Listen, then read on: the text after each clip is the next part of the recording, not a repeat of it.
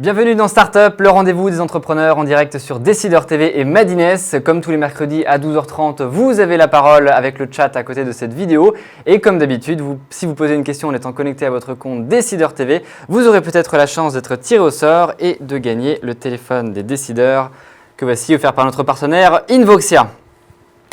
C'est un véritable déluge d'informations qui s'abat sur nous dès qu'on allume un ordinateur, toujours plus nombreuses, toujours plus rapides, toujours plus variées. Les données collectées dépassent depuis bien longtemps l'entendement et nos capacités d'être humains. Imaginez-vous, chaque jour, Twitter génère, en moins de 140 signes, 7 téraoctets de données.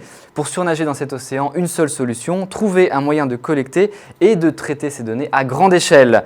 Big Data, la Big Révolution, c'est la question que l'on va poser à nos deux invités du jour. Gilles André, bonjour. Bonjour. Vous êtes le PDG de Polyspot, société fondée en 2001 qui conçoit et commercialise des solutions de recherche et d'accès à l'information. Absolument. On va voir de quoi il s'agit dans cette émission. À vos côtés, Raphaël Zir, bonjour. Bonjour. Président de NetBooster, un groupe indépendant de communication interactive, expert notamment dans le search. On va aussi essayer de comprendre un peu tout ce que cela comporte. Alors messieurs, on va essayer d'être ludique dans cette émission et de comprendre, pour que chacun devant son écran puisse comprendre ce qu'est le Big Data et surtout quels sont les enjeux et les applications. Qu'est-ce que c'est d'ailleurs le Big Data, si on doit donner une définition en quelques mots? Big Data, pour moi, c'est un concept. Ouais. En fait, c'est le Forrester, qui est un organisme de recherche aux États-Unis, décrit ça avec 3 V. Le volume, ouais. C'est-à-dire l'explosion des volumes, ça tout le monde est conscient. La variété, c'est-à-dire qu'avant, l'information était disséminée dans des silos, et maintenant, le fait de la joindre, de la rendre accessible, crée de la valeur. Et puis la vélocité, ce qui n'échappera à personne, c'est qu'aujourd'hui, l'information circule à telle vitesse et donc il faut l'appréhender de manière différente. Et dans la variété aussi, on a différents types d'informations, on a des textes, des images, des vidéos, enfin tout ça, il faut le traiter aussi de la même manière. Il y a Agathe d'ailleurs qui nous demande « Big Data égale intelligence artificielle difficilement contrôlable ». Vous, c'est votre métier de la contrôler, donc qu'est-ce que vous pouvez répondre? Oui, alors, ce n'est pas forcément de l'intelligence artificielle. En fait, c'est cette donnée qui a d'ailleurs toujours existé, mais qui était très peu accessible, voire pas accessible, est aujourd'hui accessible.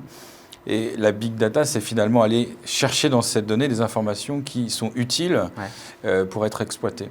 Donc l'intelligence artificielle, après, c'est peut-être aller plus loin et d'agréger un certain nombre de modèles et prendre des décisions par rapport à ça. Mais déjà, il faut accéder à cette donnée-là et savoir tirer des conclusions de cette donnée pour pouvoir prendre des décisions plus tard. Alors justement, comment est-ce qu'on fait pour accéder à cette donnée, surtout que maintenant l'utilisateur est au centre de l'information, c'est lui qui génère de l'information dans la majorité des cas, via les blogs, via les réseaux sociaux. Comment est-ce qu'on arrive à tout centraliser finalement? Alors, moi, de mon point de vue, c'est-à-dire, quand on parle de la donnée, elle est tellement large qu'on ne peut pas donner un modèle précis. Ça peut être des flux Twitter, ça peut être votre donnée client en back-office, enfin, ça peut être des tonnes de choses, ça peut être la météo, on en parlait tout à l'heure. Le tout, c'est d'identifier de quelles données on a besoin, de quelles données on peut accéder, et d'après, trouver les bonnes passerelles pour pouvoir le faire. Donc après, il y a un tas d'outils qui émergent, que ce soit au niveau de la collecte de ces données-là, mais aussi au niveau du traitement. Alors justement, je rebondis, quels sont les outils qu'on peut utiliser? Un internaute nous demande, pour recentrer sur ces outils. On est dans un domaine qui est très très vaste et qui a plein d'opportunités. Donc je dirais que pour moi, il y a 3 problématiques. La première problématique, c'est l'accès à la donnée, l'intégration de la donnée. La deuxième chose, ce que vous disiez, les traitements. Donc les traitements, ça veut dire être capable de valoriser cette donnée, de la transformer pour un usage particulier. Et puis le troisième, c'est l'accès. C'est une fois que j'ai créé ces données, que j'ai transformées, comment je l'utilise au quotidien, dans quel contexte, etc. Et je pense que voilà, il y a des acteurs qui se positionnent sur un des blocs, il y a des acteurs qui se positionnent sur tous les blocs, ce sont des gros acteurs en général. Comme Google par exemple. Enfin Google et d'autres. Je pense que des éditeurs logiciels également se positionnent sur ces types de créneaux. Après, c'est le prisme. Je pars de l'Internet et je réunis les données d'entreprise en les jouxtant à des données Internet, ou j'ai des données d'entreprise et je jouxte des données Internet. Enfin, je parle... voilà, il y a des milliers d'approches, des milliers d'opportunités autour de ce débat. Alors, on va essayer justement pour comprendre de quoi on parle. Prendre un exemple très concret, l'exemple des émeutes au Trocadéro lors du sacre du Paris Saint-Germain, dont vous avez sûrement entendu parler. Une société qui s'appelle HappyCube a révélé qu'en regardant le bruit sur Twitter, on pouvait être capable de prédire ce qui allait se passer. Alors notamment, ils ont fait la liaison entre le hashtag PSG et le mot zbeul, qui signifie mettre le bordel en fait en argot. Est-ce qu'avec le big data, on va pouvoir prédire l'avenir comme on a pu le voir lors des événements du Trocadéro? Je sais pas, je vais réagir. Je dirais qu'il faut quand même se méfier beaucoup des aspects prédictifs parce qu'une prédiction a posteriori n'est pas une prédiction, déjà à la base. Bon, donc la première chose, c'est que pour prédire, il faut savoir ce qu'on cherche. Ouais. Donc il faut être très très prudent là-dessus. Maintenant, sur le fait d'avoir observé a posteriori qu'il y avait des signes précurseurs la réponse est forcément oui, puisqu'ils l'ont démontré. Donc moi, je suis assez d'accord avec ça. Je pense qu'il ne faut simplement pas fantasmer non plus sur les phénomènes prédictifs qui restent quand même régis par au moins commencer à définir à peu près ce qu'on cherche. D'accord. C'est une nouvelle arme marketing pour vous, j'imagine. Ça permet de mieux cibler finalement le consommateur et de lui proposer un service plus personnalisé, c'est ça? Oui, alors c'est surtout un élément fondateur dans le business dans son intégralité. Donc évidemment, le marketing, qui est comment je m'adresse à mon consommateur final, doit en bénéficier pleinement. Et aujourd'hui, on le sait, dans le marketing et notamment sur Internet, la compétition est extrêmement rude, puisque les acteurs ont pris en maturité, tout le monde sait utiliser Google, etc. Il faut donc faire la différence.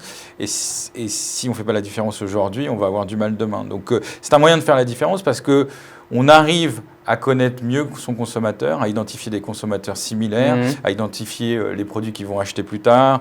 Enfin, ça nous donne une information qu'on n'avait pas au préalable ou dont on se passait au préalable. Parce que, comme je disais tout à l'heure, on avait cette information-là, mais soit on n'y avait pas accès, soit on ne voulait pas y avoir accès. Mais en tout cas, on a maintenant accès à cette information qui pourra faire la différence. C'est effectivement de savoir qu'un profil d'utilisateur a une probabilité d'acheter tel ou tel produit nous aide dans la façon dont on achète, puisqu'on va se focaliser sur ces consommateurs-là pour ce dit produit versus arroser sur tout le monde. Et là, c'est un des mouvements très forts que nous, on voit en marketing et dans le média, c'est de faire de l'hyper targeting versus du média de masse, parce qu'on améliore les rendements. Forcément, si je fais une campagne où j'adresse toute la population pour un produit qui ne concerne que 10% de celle-ci, Est-ce que vous avez des exemples justement de cas clients que vous avez aidés très spécifiques pour qu'on puisse comprendre? Oula oui, il y en a beaucoup. Prenons par exemple, je voudrais illustrer deux domaines. Un domaine qui est, vous avez une application dans l'entreprise par exemple qui gère vos vendeurs et ce qu'ils ont à vendre. Une application du big data par exemple, ça va être d'importer de l'extérieur des signaux qui vont permettre au commercial de mieux se focaliser sur un client qui a plus de potentiel qu'un autre. On prend un exemple, ce client me disait qu'il n'avait pas de budget, que c'était la seule objection qu'il avait à m'acheter mon produit, il vient de lever des fonds. L'information arrive de l'Internet, elle se met sur le client, et donc la personne a l'indicateur clé qui lui permet de dire je vais prioriser mon action sur ce client parce que par rapport à l'objection, il y a une résolution. Il y a de l'argent. Voilà, donc ça c'est un exemple. Et maintenant si on prend l'inverse, mais je pense que c'est plus le domaine, je dirais, du domaine de l'Internet, du moteur de recherche sur Internet, mais vous êtes sur Internet et vous consolidez des données dont vous seul avez l'usage. Vous avez des clients, ils ont acheté une certaine typologie de produits avec telle fréquence, vous savez quel est son profil, etc. Et vous matchez ça à des données comportementales sur Internet. Et donc, vous arrivez à tirer des conclusions qui vous permettent d'amplifier ce que le réseau social va vous apporter. D'accord, ok. Et là, on est dans les domaines du marketing, dans les domaines de la vente en ligne, voilà. Puis, on a vu notamment, on parlait de la météo en préparant cette émission. Vous arrivez à voir l'impact de la météo sur le comportement que vont avoir les utilisateurs et les consommateurs? Complètement, oui. Alors, ça peut être très surprenant dans certains domaines qui ne sont pas liés directement à la météo, mais dont les comportements évoluent en fonction de la météo, parce qu'on reste chez soi, parce qu'il pleut, et donc on va chercher à acheter un produit qui peut être très bien, je sais pas, changer sa cuisine. La météo, la cuisine, si. Et donc ça, c'est pas qu'on le sait, mais c'est qu'on va l'analyser. Et puis évidemment, des domaines dans lesquels nous on travaille beaucoup, tout ce qui est l'industrie du voyage et du travel, où évidemment la météo influe énormément. Et donc du coup, c'est une des données qu'on va intégrer dans le process d'achat. Et donc cette donnée va nous nous permettre de pondérer, est-ce que j'achète pas, est-ce que je paye tel prix ou tel prix. Donc on va faire fluctuer le prix d'achat en fonction de ce type de critères, mais évidemment de plein d'autres, notamment le consommateur lui-même, mais aussi si je prends des compagnies aériennes, leur taux de remplissage, sur telle destination, etc. Donc, alors justement, ça soulève une question que BAT nous indique. Ça ne vous dérange pas de ficher des gens? Alors c'est évidemment la question de Big Brother qui revient. Quel est votre avis sur la protection de la vie privée de nos données sur Internet? Voilà, la première chose, je pense que les entreprises qui manipulent ces données sont conscientes des lois. Donc il y a un cadre juridique qui s'applique. Donc je pense que là-dessus, il n'y a pas de crainte. C'est souvent la crainte, la réprimande qu'on fait à Facebook. Notamment. Mais je dirais que notamment sur l'aspect qu'évoque Raphaël, qui est l'aspect Internet, on travaille quand même plus sur des masses, sur des statistiques, sur des tendances, et pas sur des individualités. On ne cherche pas à savoir ce que vous avez acheté. On cherche à savoir que des profils de votre type vont avoir tel comportement. Et en entreprise, je dirais, vous avez une fiche client chez votre... vous avez le droit de lui demander de la retirer, c'est votre droit le plus strict, mais si vous ne le faites pas, il y a je pense que le fantasme de Big Brother, pour moi, c'est important d'en parler, mais je pense qu'aujourd'hui, c'est vraiment un faux sujet parce que il y a bientôt 7 milliards ou 8 milliards de personnes sur la planète, on ne peut pas ficher chaque individu. On va plutôt tirer des tendances. Alors, Benjamin nous demande justement à qui appartient l'information, à celui qui détient les données ou à celui qui possède l'outil capable de les traiter? Alors là, c'est une très bonne question. A priori, ça doit être celui qui les collecte, pas l'outil. Après, ça dépend de la façon dont... Généralement, c'est intégré, les deux... Oui, voilà, ça dépend vraiment du prestataire. Et puis, in fine, l'utilisateur, effectivement, a le droit de visualisation et de correction. Je pense que ce qui est important de retenir là-dedans, c'est clairement, c'est pas du tout individualisé. Donc, c'est anonymisé et on parle de... De toute manière, ce qu'il faut voir, c'est que quand on parle de big data, si j'ai 10 individus, j'en ferai rien. Il faut des masses critiques qui sont tellement importantes qu'on est dans un groupe. Quand je prends un exemple sur les acheteurs, je ne sais pas moi, de caméscope ou de choses comme ça, c'est un énorme groupe, évidemment, ça ne va pas être 10 individus. Donc, on est sur des groupes qui sont importants et donc le côté personnel et capture l'information, je pense qu'il n'y a pas à le craindre du tout. Mais surtout, je pense qu'il faut y voir une opportunité. Aujourd'hui, tout ce qui est en train de se faire est fait pour améliorer la vie des utilisateurs, améliorer les prix aussi, parce que si on sait mieux vendre, on sait vendre moins cher. Enfin, il y a beaucoup d'avantages versus ce type d'inconvénients qui sont plus, pour moi, polémique parce qu'effectivement, ça anime les débats, mais la réalité, c'est que par exemple, si je prends la publicité qui est maintenant de plus en plus targetée, où on est capable effectivement de vous montrer des produits ou des marques que vous êtes censé aimer, et personnellement, je préfère ça 100 fois que d'avoir des pubs dont je n'ai rien à faire, de marques que je déteste et de produits dont j'ai absolument aucun intérêt. Donc, de toute manière, sur ce genre de choses, si je prends la publicité par exemple, on ne peut pas ne plus être à la télévision, à la publicité, sauf à sortir de ce monde actuel. Mais on peut choisir effectivement, en acceptant les cookies, etc., d'avoir de la publicité qui me convient. Donc, de toute manière, le choix est toujours laissé à l'utilisateur in fine. Donc, Une question, vous êtes les sociologues du XXIe siècle. À vous entendre, on a l'impression qu'en effet, vous êtes des grands sociologues qui analysent les... La réponse est oui. Oui, déjà parce que c'est ma formation. Et oui, je pense qu'aujourd'hui, il y a une matière première dans des domaines, on va dire, des sciences humaines en général, mais phénoménale. Je pense que n'importe quel docteur, qu'il soit philosophe, qu'il soit sociologue ou ethnologue, observer ces masses de données aujourd'hui, c'est un terrain de jeu phénoménal. Eric nous demande quelle est la différence entre Big Data et Open Data. Alors, énorme. Le big data, donc c'est un phénomène, en fait, moi je vois ça comme une rupture technologique, c'est-à-dire des masses d'informations considérables qu'on arrive à réunir pour en tirer une valeur ajoutée. C'est hyper simplificateur. L'open data, c'est une initiative qui vise à mettre des données publiques de l'administration, de collectivités locales, territoriales, à destination du grand public pour générer des initiatives autour de la donnée. Non seulement de transparence, mais pour initier de nouvelles sociétés. Vous avez des données météorologiques qui peuvent être utilisées, vous avez des données sociologiques qui peuvent être utilisées. Jusqu'à présent, elles étaient retenues dans l'administration, en règle générale. Aujourd'hui, elles sont mises à disposition des entreprises pour créer des offres. D'accord. créer des offres et puis aussi aider ces administrations à travailler mieux. Et nous, en Angleterre, où les données sont accessibles depuis un certain temps, on a vu des initiatives où effectivement des rapports sont sortis en expliquant qu'on pouvait faire telle ou telle chose pour améliorer le système. Donc c'est vrai que cette ouverture permet en fait à beaucoup plus d'intervenants d'accéder à la donnée et de la traiter, alors qu'elle était limitée à certains individus qui avaient probablement d'autres priorités et sur lequel on n'aurait pas pu accéder à ce type de... On va dire sur ce que dit Raphaël.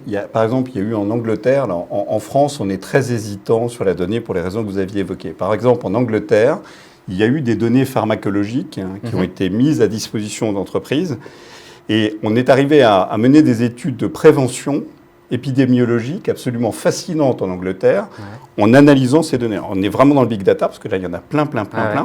Mais c'est par exemple une application de ce que les données, une fois libérées, mises à la disposition de certaines entreprises, peuvent trouver une valeur ajoutée qu'elles n'avaient pas avant, tout simplement. Alors, il y a un exemple en France, c'est Toulouse, la ville de Toulouse, qui a mené une étude justement sur son empreinte digitale pour mesurer les préoccupations de ses citoyens. Est-ce qu'on peut évoquer, pourquoi pas, on parle de big révolution, un enjeu démocratique aussi du big data, les politiques vont pouvoir cibler quelles sont nos préoccupations du moment? C'est une question un peu complexe. Là, pour le coup, il faudrait accéder à ces bases-là, les traiter pour pouvoir comprendre les phénomènes. Je pense que ce qui est plus intéressant, c'est l'ouverture de ces données-là et faire du contributif et puis de pouvoir récolter justement le retour. Parce qu'effectivement, on a plein de gens qui sont passionnés par un certain nombre de choses ou qui ont une expertise très forte, qui vont pouvoir accéder à ces données et puis pouvoir restituer quelque chose. Après, de là à traiter ces données-là et en faire des phénomènes ou des sujets, des thématiques de discussion, pourquoi pas. Mais bon, après, déjà, parlons des sujets d'aujourd'hui avant de... En France, j'ai vu qu'à l'Assemblée nationale, il y avait un groupe qui s'était créé autour de l'e-démocratie. Donc, je ne sais pas si c'est la question. Bon, ça reste quand même quelque chose qui est, pour l'instant, très réduit. Puis alors, là, en revanche, à mon avis, c'est quelque chose sur lequel il faut être très prudent. On marche sur des œufs. Bat nous demande, est-ce que vous vous intéressez à l'homme ou à l'IP? Alors, l'IP, on peut traduire ce que c'est et après, on va répondre à ma question. L'IP, c'est, je suppose, l'adresse Internet de la personne qui s'adresse à nous.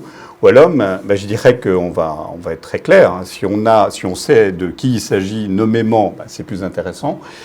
Si on n'a que l'IP, on va se contenter de l'IP.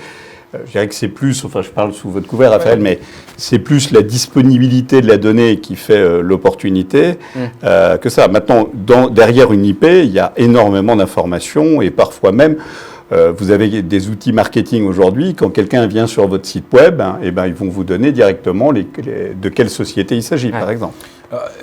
Pour rebondir là-dessus, nous, en fait... donc l'IP est trop généraliste parce que certains providers, certains fournisseurs d'accès ont une IP générique pour tout le monde. L'individu est trop fin parce qu'on n'a pas le droit. Et puis, comme je le disais tout à l'heure, l'échantillon est trop... Donc nous, on gère souvent, soit avec les cookies, soit avec des choses un peu plus précises, ces clusters, donc ces groupes. Et après, on travaille là-dessus. Donc l'IP... là, après, c'est la technique, c'est-à-dire, nous, c'est plutôt les groupes d'individus, encore une fois anonymes, qu'on veut mettre ensemble, qu'on considère appartenir à un groupe sur lequel on va envoyer un message précis. Agathe nous demande, alors là, on rentre dans le business model, toutes les données récoltées ne sont pas exploitables et pourtant, elles engendrent un coût de traitement. Est-ce rentable? En gros, comment est-ce que vous gagnez votre argent? Vous collectez, mais comment... Je pense que c'est le problème de l'entreprise en général. Il faut bien évidemment avoir un modèle économique derrière le travail qu'on fait. Je pense que le niveau de valeur ajoutée derrière un traitement sur des données de ce type, qu'elles soient marketing, commercial, comportemental, est assez fabuleux. Donc je ne me fais pas un énorme souci pour les valoriser. Et puis il faut quand même avoir conscience qu'il y a maintenant beaucoup de technologies qui permettent justement, qui rendent tout ça possible et qui permettent justement d'éviter des coûts de traitement trop élevés. Et que ça va être de plus en plus vrai. Donc voilà, je pars sur votre couvert, Raphaël, encore une fois. Mais...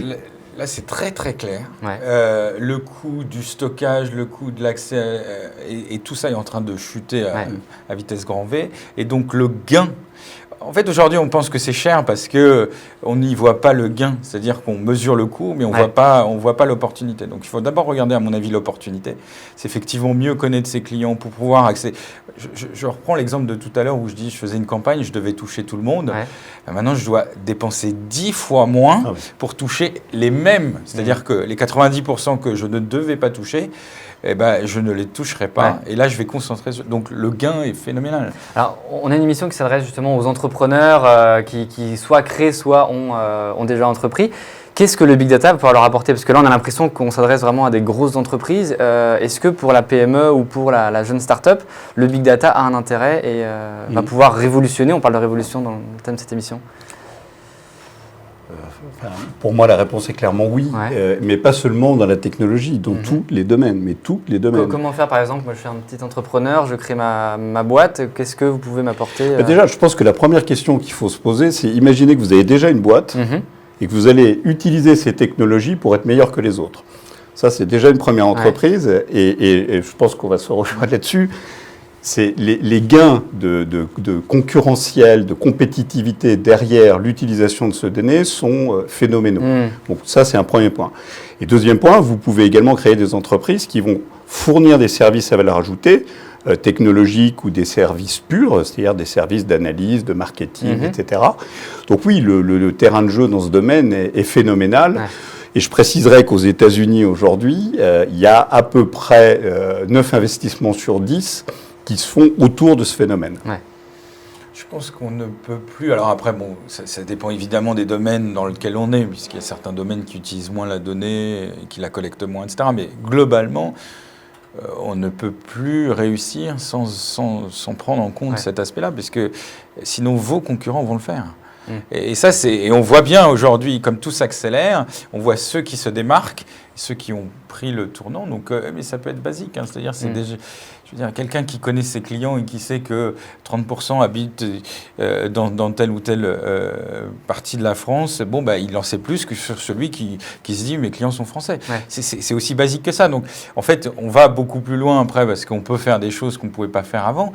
Mais le simple fait de regarder ces données-là, déjà, nous apprennent beaucoup.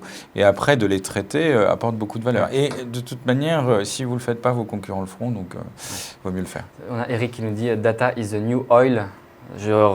Les données sont le nouveau pétrole, en gros, c'est ça c'est l'Eldorado des entreprises, là, actuellement? Oui, je pense que c'est... Et puis, c'est pas nouveau. Je pense que les données ont toujours été quelque chose d'hyper important et de stratégique pour l'entreprise. Je pense qu'aujourd'hui, le débat, c'est qu'elles apportent tellement plus de valeur qu'avant, que les sociétés qui sont... C'est mieux les traiter aussi qu'avant, à plus grande échelle. On parlait tout à l'heure avec Raphaël de la liquidité, du concept de liquidité de l'information, ce qui veut dire qu'une information peut aller d'un endroit à un autre, être mélangée à d'autres, etc. Imaginez tout ce que vous pouvez faire derrière ça. Je veux dire, vous pouvez croiser des données d'achat et des données météorologiques, vous pouvez... Enfin, c'est très compliqué à définir, c'est pour ça que peut-être qu'on est un peu trop vague, mais vous imaginez bien tout ce qui est possible de faire derrière ça. Justement, Raoul nous demande quels vont être les nouveaux usages métiers qui vont émerger. Quelques exemples... d'usage. Alors, d'usage, on en a un peu parlé avec la météo notamment, des métiers, est-ce qu'il y a des métiers spécifiques qui vont... Je voudrais prendre un exemple. Ça fait plus de 20 ans que je suis entrepreneur. Quand je voulais capter un client, il y a 20 ans, je faisais quoi? Je faisais un événement hyper coûteux. Je payais des gens pour m'assurer que les gens venaient. J'étais obligé de faire venir un conférencier, quelque chose. Il fallait que je loue une salle. Et puis, il y avait des embouteillages, les gens ne venaient pas, etc., etc. Aujourd'hui, on va vous proposer quelque chose où on va vous dire, déjà, c'est ces 1000-là qu'il faut inviter, les 10 000-là, ils ne servent à rien. Deuxièmement, tu vas le faire online. Troisièmement, tu vas pouvoir le répéter derrière, tu vas pouvoir republier ce que tu as fait. Et puis, mieux que ça, le monde entier va pouvoir le voir. Donc, je veux dire, quand vous cumulez le ciblage, le faible coût de production, le faible coût de consommation, et que vous mettez tout ça en perspective, quelqu'un qui ne le fait pas, si vous trouvez une boîte aujourd'hui qui a un marché porteur et qui ne fait pas ça, positionnez-vous sur ce créneau, vous allez gagner. Et puis, il y a des exemples assez magiques, en fait, qu'on découvre. C'est quand vous prenez, par exemple, votre base client.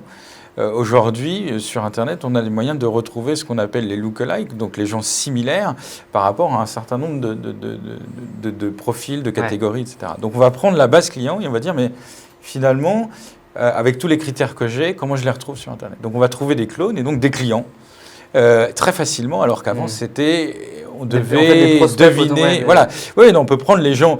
Par exemple, si je fais une corrélation entre mes clients et les utilisateurs Facebook, je vais pouvoir les retrouver sur Facebook et me dire, tous ceux qui habitent à tel endroit, qui aiment telle marque, qui interagissent à telle fréquence ou à telle heure, etc., me donnent un profil.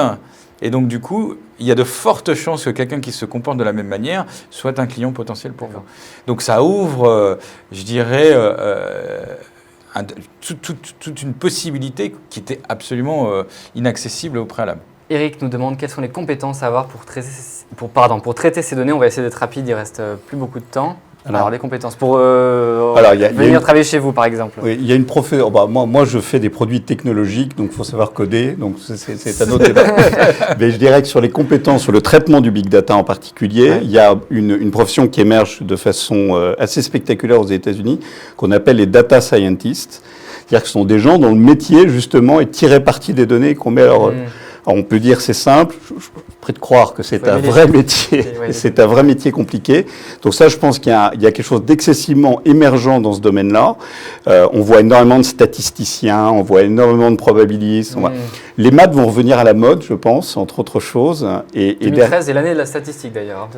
Écoutez, je pense que c'est une très très bonne idée. Mais data scientist, nous, c'est ce qu'on voit énormément. Il y a une deuxième profession que je vois émerger très fort, qui sont les gens qui s'appellent de ce qu'on appelle le Customer Experience Management, c'est-à-dire être capable de visualiser des profils de consommateurs, c'est-à-dire sortir de l'individualité de la relation un pour un, d'essayer de tirer des tendances et des profils de ces données.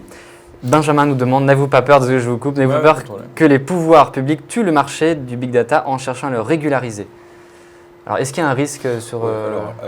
moi, j'ai toujours la même réponse, parce que ce soit effectivement la collecte de données, que ce soit le traitement des données, etc.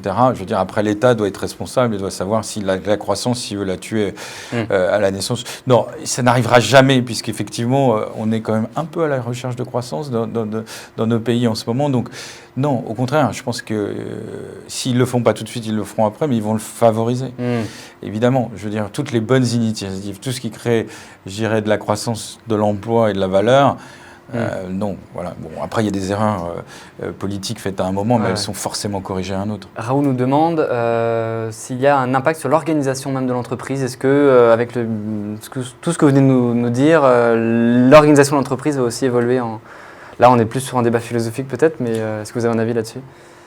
Personnellement, je pense évidemment que ça va changer profondément l'entreprise, puisqu'il y a des métiers qui n'existaient pas. Et il y a donc une façon d'opérer qui va changer. C'est-à-dire qu'avant, on faisait une action par rapport à une information qu'on avait, qui était la réaction du marché, le nombre de ventes, etc. Maintenant, on va avoir des informations qui vont nous permettre de profondément changer notre façon de travailler. Et donc, il va falloir qu'il y ait une intégration. Donc, il y a ces data scientists qui récupèrent l'information, puis après, il y a des gens qui vont devoir traiter cette information-là et la rendre et la mettre en application. Donc, tout ça, ça va s'intégrer dans le process actuel. Mais bon, la bonne nouvelle, c'est que ça va l'améliorer. Donc, tout ça, on ne parle que d'amélioration. Et donc, du coup, aussi, les effets induits, donc création d'emplois et de valeur.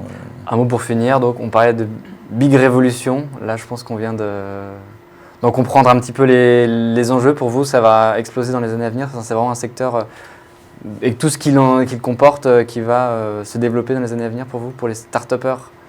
Alors, moi, j'ai une véritable conviction, c'est que 90% des entreprises qui existeront dans 10 ans n'existent pas aujourd'hui. J'en suis absolument persuadé. Je pense qu'on vit un véritable tsunami entrepreneurial, et tant mieux. Donc oui, c'est une vraie révolution, et je pense qu'on est tous autant qu'on est boulimiques de projets. Voilà, je trouve ça formidable ce qui se passe en ce moment, quoi. Alors la crise apporte une certaine morosité, mais quand on regarde les choses dans le fond, il y a un réservoir de possibles pour un entrepreneur qui, à mon avis, est rarement arrivé. Bon, merci en tout cas pour votre témoignage optimiste d'entrepreneur dans cette émission. Merci également à vous de l'avoir suivi et d'avoir posé toutes vos questions. Cette émission a été réalisée par Cédric Gasperini et cadrée par Dimitri Jouan, et elle sera rediffusée dans l'après-midi. Nous nous retrouvons mercredi prochain pour parler de conquête de l'international avec Denis Jacquet et Franck Provost. Très bonne journée et à la semaine prochaine.